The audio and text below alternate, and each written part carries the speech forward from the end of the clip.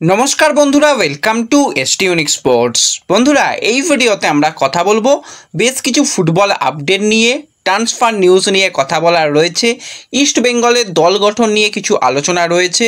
তো খুবই interesting video হবে, শুরু থেকে শেষ পর্যন্ত দেখো। ভিডিও ভালো লাগলে লাইক শেয়ার করে দিও, আর যারা চ্যানেলে প্রথমবারের জন্য এসেছো মনে করে চ্যানেলটাকে সাবস্ক্রাইব করে নিও, তাহলে প্রিয় দলের খেলার সমস্ত আপডেট তোমরা এখানে পেয়ে যাবে। তো চলো আর দেরি না করে ভিডিও শুরু করা যাক। তো অন্যান্য বছরে ইস্টবেঙ্গলের দল গঠন আমরা দেখি একদম শেষ দিন পর্যন্ত হয়, তাহলে কি এই বছরও ট্রান্সফার উইন্ডোর একদম শেষ মুহূর্ত পর্যন্ত দল গঠনের জন্য অপেক্ষা করতে হবে ইস্টবেঙ্গল সমর্থকদের? কারণ অলরেডি আমরা দেখলাম ডুরান্ড কাপ খেলা হয়ে গেছে, সেখানে ইস্টবেঙ্গল মোটামুটি পারফরমেন্স করেছে। আমি বলবো না যে খুব খারাপ পারফরমেন্স করেছে। এবার হ্যাঁ, সব ম্যাচ জেতা যায় না, একটা অঘটন হয়েছে, সেখান থেকে সেমিফাইনাল থেকে ইস্টবেঙ্গলকে বিদায় নিতে হয়েছে। এবং তার আগের ম্যাচগুলো ইস্টবেঙ্গল মোটামুটি খুব যে কঠিন প্রতিপক্ষদের বিরুদ্ধে খেলেছিল সেটাও নয়, মোটামুটি একটা টুর্নামেন্ট গেছে এটুকু বলতে হয়। তো সেই জায়গাতে ইস্টবেঙ্গলের বেশ কিছু খামতির জায়গা আমরা দেখেছি দল গঠনের ক্ষেত্রে। তো ইস্টবেঙ্গলের প্রধান যেটা প্রতি বছরই সমস্যা হয়, দুটো সাইড ব্যাক। তো এই বছরেও কিন্তু সেই সমস্যা কিছুটা হলেও এখনও রয়ে গেছে, কারণ লেফট ব্যাক পজিশনের জয় গুপ্তা সে সাইন হয়ে গেছে, সে কনফার্ম হয়ে গেছে, সে একজন সাইড ব্যাক প্লেয়ার হিসাবে খেলবে। ব্যাকআপ অপশান হিসাবে সেখানে কিন্তু লাল রয়েছে, কোনো রকম অসুবিধা নেই। এছাড়া প্রভাতও কিন্তু একটা অপশান লেফট ব্যাকের জন্য হতে পারে। কিন্তু আমরা রাইট ব্যাকের দিকে তাকালে সেখানে শুধুমাত্র মোহাম্মদ রাকিব রয়েছে, তাছাড়া কোনো রকম অপশান নেই। হ্যাঁ, রিজার্ভ টিম থেকে সুমনকে নিয়ে আসা হতে পারে, কিন্তু রিজার্ভ টিম থেকে সুমন এসে তো ফার্স্ট চয়েস হতে পারে না, কারণ রাকিব কোনো দলের জন্যই কিন্তু যারা একটু ওপরের দিকে দল হবে সেখানে ফার্স্ট চয়েস হিসাবে অন্তত রাকিবকে কেউই ভাববে না। যদি ভাবতো তাহলে ট্রান্সফার ফি দিয়ে রাকিবকে অন্য দল নিত। তো রাকিব ব্যাকআপ হিসাবে ঠিক আছে, ডেফিনেটলি গুড, কিন্তু ফার্স্ট চয়েস হিসাবে তো একজন প্লেয়ারকে দরকার। তো সেই জায়গাতে কিন্তু এখনও ইস্টবেঙ্গলকে কিছুটা অপেক্ষা করতে হচ্ছে, কারণ সাইনিং কমপ্লিট করা যায়নি। অনেক প্লেয়ারের সঙ্গে কথাবার্তা বলা হয়েছে, তোমরা যেই নামগুলো শুনেছো একটা নামও ভুল নয়, সমস্ত নামই ঠিক। সেখানে অবশ্যই ইস্টবেঙ্গলের একটা অপশান টার্গেট হিসাবে ছিল মুম্বাই সিটি এফসির 25 বছর বয়সী ভারতীয় ডিফেন্ডার ভালপুইয়া, যে কিন্তু মুম্বাই সিটি এফসির সঙ্গে 27 সাল পর্যন্ত চুক্তিবদ্ধ রয়েছে। তো ভালপুইয়াকে নিতে গেলে একটা ভালো ট্রান্সফার ফি দিতে হবে। এবার মুম্বাই কি সব প্লেয়ারকে ছেড়ে দেবে? আর তাদের দলে কোনো প্লেয়ার নেই। এইবার যদি ভালপুইয়া বিক্রম প্রতাপ ছাং থেকে ছেড়ে দেওয়া হয়, দল পুরো দি এন্ড এখানেই হয়ে যাবে। তো সেটা মুম্বাই চাইছে না, তারা মেহতাবকেও ছাড়তে চায়নি। কিন্তু মেহতাবের ক্ষেত্রে ব্যাপার হয়ে গিয়েছিল, লাস্ট ইয়ার কন্ট্রাক্টে চলছিল, যদি কোনোভাবে না ছাড়তো, যদি হ্যাঁ জেদ করে রেখে দিত কোনো অসুবিধা নেই, পরের সিজনে সেক্ষেত্রে ফিট প্লেয়ার হিসাবে সে বেরিয়ে যেত, সেটা কিন্তু আখেরে ক্ষতি হতো। সেই কারণে একটা মোটা অঙ্ক ট্রান্সফার মানি নিয়ে তাকে ছাড়া হয়েছে। কিন্তু ভালপুইয়ার ক্ষেত্রে ব্যাপারটা আলাদা, তার সাথে এখনও 2টো সিজন কন্ট্রাক্ট রয়েছে। তো সেক্ষেত্রে তাকে যদি মুম্বাই রেখে দিতে চায় তো কিছু করার নেই, এটা পুরোপুরি ক্লাবের ওপর ডিপেন্ড করছে। আগে ক্লাবকে রাজি করানো, তারপর প্লেয়ারকে রাজি করানো। কথাবার্তা তো চলছে, কিন্তু যেহেতু কথাবার্তা একদম অ্যাডভান্স লেভেলে যায়নি, তো বলা যাচ্ছে না সে আসবে কি আসবে না। আর সাথে তো সময় নেই, এবং অলরেডি সে ন্যাশনাল ক্যাম্পে গেছে এবং মুম্বাই তাকে নিয়ে প্ল্যানের মধ্যে রেখেছে। তো তাকে কিন্তু খুব একটা ছাড়ার জন্য তারাও ইন্টারেস্টেড নয়। কিন্তু আরও বেশ কিছু অপশানের মধ্যে তোমাদের অনেক আগে মোটামুটি 1 মাস 1.5 মাস 2 মাস আগে হয়তো জানিয়েছিলাম যে আরও একজন 25 বছর বয়সী ভারতীয় সাইড ব্যাক, যে কিন্তু লেফট ব্যাক রাইট ব্যাক দুটো পজিশনেই খেলতে পারে, মূলত রাইট ব্যাক পজিশনের প্লেয়ার লুংডিম, যে কিন্তু মুম্বাই সিটি এফসি পাঞ্জাব এফসির সঙ্গে যুক্ত রয়েছে, এবং তার কিন্তু দুর্দান্ত পারফরমেন্স আমরা আইএসএল এর মঞ্চে দেখেছি। তার কিন্তু কন্ট্রাক্ট বাকি, লাস্ট ইয়ার তার কন্ট্রাক্ট চলছে, মানে আর একটা সিজন সে কন্ট্রাক্টের মধ্যে রয়েছে। এবার তাকে নেওয়ার ব্যাপারে ইস্টবেঙ্গল অবশ্যই একটা ইন্টারেস্ট শো করেছিল, কারণ অভিষেক সিং এবং লুংডিম পাঞ্জাবের দুটো সাইড ব্যাকের দুর্দান্ত অপশান।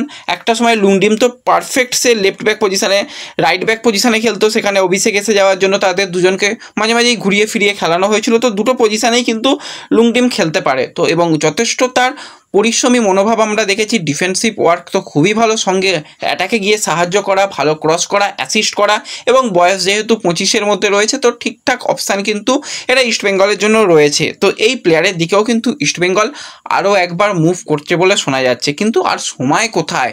হ্যাঁ, একদম কি শেষ দিনে গিয়ে হবে সেটা হলেও অসুবিধা নেই, কিন্তু অবশ্যই শেষ মুহূর্তে একটা ইস্টবেঙ্গলের একটা রাইট ব্যাক প্লেয়ার লাগবে, তা না হলে কিন্তু সব ভালো যার শেষ ভালো তার হলো না, সেটা বলতেই হবে, এবং দল গঠনও কিছুটা খামতি থেকে যাবে, সেটা বলাই যায়। তো এই জায়গাতে যদি আমি চাই লুংডিম এলেও খারাপ অপশান নয়, লুংডিম নো ডাউট ভালো অপশান। ভালপুইয়াকে আনতে গেলে কাজ কিন্তু বেশ কিছুটা কঠিন। তো দেখা যাক শেষ পর্যন্ত কোন প্লেয়ারের দিকে মুভ করে। যদি না কোনো প্লেয়ারই আসে তাহলে বলতেই হয় ইস্টবেঙ্গল কিন্তু সেই দুর্বল জায়গাগুলো ইস্টবেঙ্গলে রয়েই গেল, মেরামতি হলো না। তো এর সাথে সাথে আমরা যদি একটুখানি কথা বলি সিএফএল নিয়ে, তো আজকে কিন্তু মোহনবাগান সুপার জায়েন্টের ম্যাচ ছিল কলকাতা কাস্টমসের সঙ্গে। তো ম্যাচ তো খুব ভালো ম্যাচ হয়েছে, একদম শেষের দিকে শেষ মিনিট যখন খেলা চলছে সেখানে কিন্তু আর মোহনবাগান তাদের ডিফেন্সকে অক্ষত রাখতে পারলো না। একটা সুন্দর ক্রস ছিল অন টার্গেট, সেখান থেকে গোলকিপারেরও কিচ্ছু করার ছিল না, যেভাবে বাঁকে বলটা গোলে ঢুকলো কিচ্ছু করার ছিল না। সেই একমাত্র গোলে কলকাতা কাস্টমস জিতে গিয়ে ইস্টবেঙ্গলের ঘাড়ে নিঃশ্বাস ফেলতে শুরু করলো, এবং সিএফএল থেকে কিন্তু মানে সুপার সিক্সের রাউন্ড থেকে কিন্তু বলতে গেলে কার্যত ছিটকে গেল মোহনবাগান। কারণ হাতে যে কটা ম্যাচ রয়েছে সেই 3টে ম্যাচ জিতলেও বা 2টো ম্যাচ যে রয়েছে 2টো ম্যাচ জিতলেও তারা কিন্তু পরবর্তী রাউন্ডে যেতে পারবে না। 2টো ম্যাচ থেকে যদি 6 পয়েন্টও আসে তাহলে 20 পয়েন্ট, সেখানে অলরেডি ইস্টবেঙ্গল 20 পয়েন্টে চলে গেছে, কলকাতা কাস্টমস 19 পয়েন্টে রয়েছে, পুলিশ তারা 18 পয়েন্টে রয়েছে, সুরুচি তারা একটা ম্যাচ কম খেলেছে, 9টা ম্যাচে 16 পয়েন্টে রয়েছে। তো সেক্ষেত্রে তারা আর যেতে পারছে না, তাদের এখানেই বিদায় হলো। ডেগি কার্ডোজও দলকে নিয়ে খুব একটা চিন্তিত নয়, বলে যে ঠিক আছে আমাদের কাজ সিএফএলে চ্যাম্পিয়ন হওয়া নয়, আমাদের কাজ ডেভেলপমেন্ট করা, আমাদের ডেভেলপমেন্ট নিয়ে আমরা খুশি, খুব একটা তারা চিন্তিত নয়। তো সত্যিই মোহনবাগান আদৌ খেলছে নাকি এটা অন্য কোনো দল খেলছে দেখে বোঝা গেল না। কারণ মোহনবাগান বা ইস্টবেঙ্গল যারা খেলতে নামে তারা তো ভালো কিছু করার জন্যই নামে, সে সিএফএলই হোক, ডুরান্ডি হোক বা যে কোনো টুর্নামেন্ট হোক। তো জানি না কবে মোহনবাগানের মতন খেলবে, সেই দিকে অবশ্যই আমাদের নজর থাকবে। তো খারাপ লাগছে, কারণ সুপার সিক্সে যদি যেত আবারও ডার্বি হতো, সেটা তো ভালো ব্যাপার ছিল, কিন্তু আরেকটা ডার্বি আমরা মিস করলাম। এবং ইস্টবেঙ্গলের জন্যও কিন্তু লাস্ট ম্যাচটা একদম প্রচণ্ড গুরুত্বপূর্ণ ম্যাচ। লাস্ট ম্যাচ পুরোপুরি 3টে পয়েন্ট আনো এবং পরবর্তী রাউন্ডে একদম গ্রুপ চ্যাম্পিয়ন হয়ে কোয়ালিফাই করো, কোনো দিকে তাকাতে হবে না। কিন্তু পরের ম্যাচ যদি ইস্টবেঙ্গল পয়েন্ট নষ্ট করে সেক্ষেত্রে কিন্তু কিছুটা হলেও চাপ বাড়বে ইস্টবেঙ্গলের উপর। তো আশা করছি পরের ম্যাচটাও ইস্টবেঙ্গল জিতবে, এবং পরের ম্যাচ খুব সম্ভবত 2-1 দিন বাদেই রয়েছে, সেটাও তোমাদের জানিয়ে দেব। ও হ্যাঁ, পরের ম্যাচটা ইস্টবেঙ্গলের রয়েছে 29 তারিখ নৈহাটি স্টেডিয়ামে। তারা কিন্তু কালীঘাট মিলন সংঘের বিরুদ্ধে তাদের লিগের শেষ ম্যাচ খেলবে। তো সেই ম্যাচটা খুবই গুরুত্বপূর্ণ ইস্টবেঙ্গলের জন্য, সেটা বলাই চলে। তো এর সাথে সাথে আমরা যদি ট্রান্সফার নিউজ নিয়ে কথা বলি, আমার খুবই একজন পছন্দের Indian domestic player, youth player বলতেই হয়, 21 বছর বয়সী ভারতীয় সেন্ট্রাল মিডফিল্ড পজিশনের প্লেয়ার শিবাজিৎ সিং, যে কিন্তু মোহনবাগানের রিজার্ভ টিমের হয়ে খুব ভালো পারফরমেন্স করেছে, যথেষ্ট ডেভেলপমেন্ট করেছে, এবং প্লেয়ারটা কিন্তু অনূর্ধ্ব 19 দলেরও সদস্য ছিল। ইন্ডিয়ান অ্যারোস থেকে তার উঠে আসা, খুবই ভালো পোটেন্সিয়াল রয়েছে কিন্তু এই প্লেয়ারটার। তো মোহনবাগানের সঙ্গে তার কন্ট্রাক্ট শেষ হয়ে যাওয়ার দরুন অ্যাজ এ ফ্রি প্লেয়ার হিসাবে সে গোকুলাম কেরালাতে অফিসিয়ালি সিগনেচার করেছে, ডিল ডান হয়ে গেছে, অফিসিয়াল অ্যানাউন্সমেন্টও এসে গেছে। তো গোকুলাম কিন্তু যথেষ্ট ভালো দল গঠন করছে, সেটা বলাই যায়, এবং এই অ্যাডিশানটা গোকুলামের জন্য একটা খুব ভালো অ্যাডিশান হয়েছে, সেটা বলতেই হয়।